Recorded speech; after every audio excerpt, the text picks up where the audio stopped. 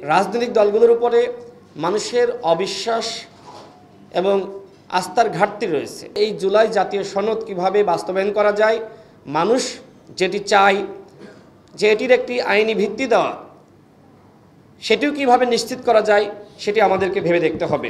নির্বাচনকে এত গুরুত্ব দিয়ে আজকের এই আলোচনার আয়োজন করেছেন।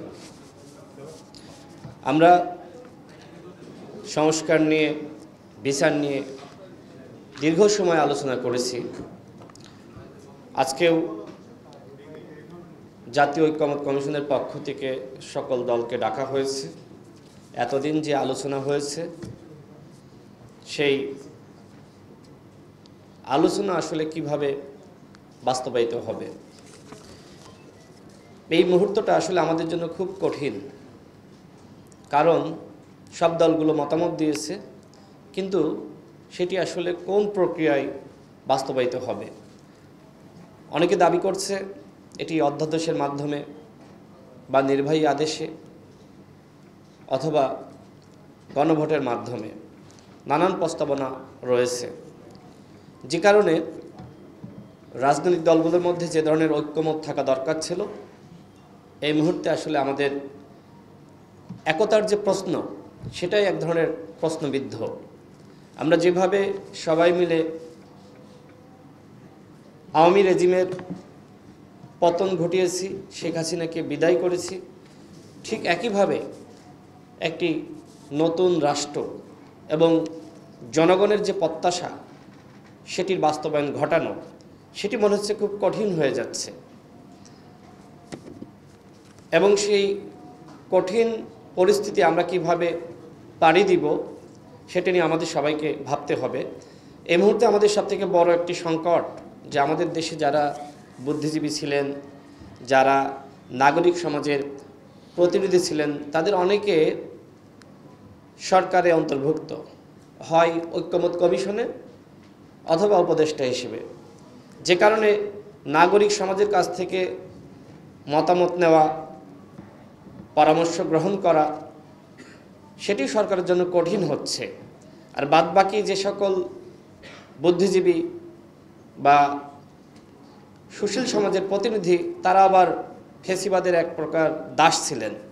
তো এই মুহূর্তে আমাদের অনেক কঠিন পরিস্থিতি পাড়ি জমাতে হচ্ছে। তো সেই জায়গায় নাগরিক কোয়ালিশন যারা এর সাথে জড়িত, তারা নতুনভাবে আমাদের নাগরিকদের যে আকাঙ্ক্ষা, সেই আকাঙ্ক্ষা পূরণের একটি দায়িত্ব তারা নিজ থেকেই নিয়েছেন। আমরা দলগুলো যদি তাদের পাশে থাকি, আশা করি যে শূন্যতা তৈরি হয়েছে, সেটি তারা পূরণ করতে পারবেন। এখন নির্বাচনের বিষয়ে যেটি বলি, দেখেন, সংস্কারের একটি গুরুত্বপূর্ণ অংশ হলো নির্বাচন। একটা সময় এই ধরনের পরিস্থিতি সৃষ্টি করা হয়েছিল যে নির্বাচন নিয়ে কথা বলা যাবে না। এখন মোটামুটি আমার কাছে যেটি মনে হচ্ছে যে এই সরকারের কাছে মানুষের আর খুব বেশি আস্থা বা ভরসার জায়গাটা নাই। যেটি জিয়া ভাই বললেন যে সরকার অত্যন্ত দুর্বল সরকার, সেই জায়গায় মানুষ মনে করছে ডক্টর মোহাম্মদ ইউনূসের সরকার, তিনি যদি একটি সুন্দর নির্বাচন জাতিকে উপহার দিতে পারেন, এটি হয়তো এই সরকারের সবথেকে বড় সফলতা। তাহলে কি গণহত্যার বিচার বা সংস্কারের যে আকাঙ্ক্ষা, সেটি কি পূরণ হবে না?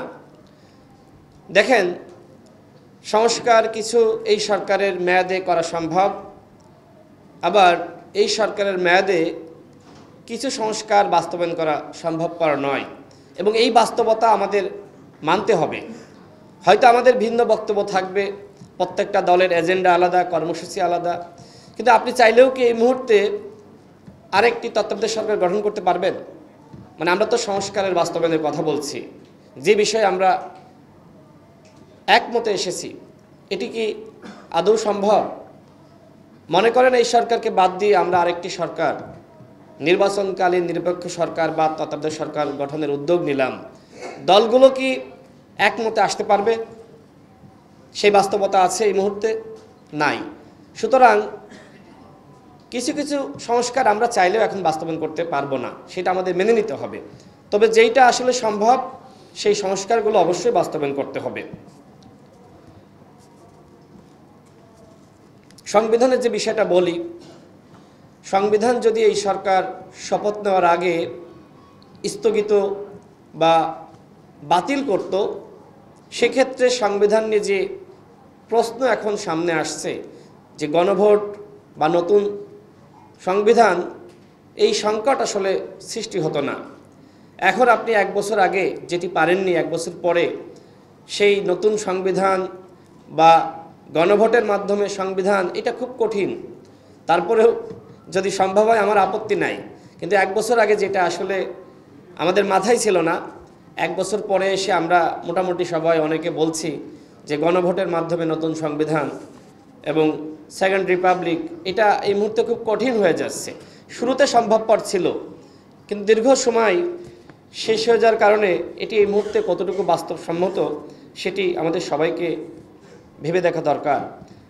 আরেকটি আলোচনা আসছে যে সংস্কারের আলাপগুলো হয়েছে, জাতীয় নির্বাচন এবং একই সাথে এই জুলাই জাতীয় সনদ বাস্তবায়ন করার জন্য গণভোট একসাথে, সেটি নিয়ে আলোচনা হতে পারে। আজকেও আলোচনা হচ্ছে। আমি আশাবাদী, যেহেতু নির্বাচন ঘনিয়ে আসছে, সুতরাং আমাদের যে কোনোভাবে একমতে আসতেই হবে। যদি সম্ভবপর হয় জাতীয় নির্বাচন এবং জুলাই সনদ বাস্তবায়ন, সেটা কিভাবে একসাথে করা যায়, অন্তত মানুষের যে অবিশ্বাসী জায়গাটা রয়েছে, এটা তো সত্য যে রাজনৈতিক দলগুলোর উপরে মানুষের অবিশ্বাস এবং আস্থার ঘাটতি রয়েছে, এবং এর জন্য অবশ্যই আমরা দায়ী। কারণ 90-এর পরে যে কমিটমেন্টটা ছিল সেটা কিন্তু আসলেই দলগুলো বাস্তবায়ন করতে পারেনি, যে কারণে এই 24-এর গণঅভ্যুত্থান আর সন্দেহ সংশয় এই কারণে। সুতরাং মানুষের এই সংশয় দূর করা দলগুলোর দায়িত্ব।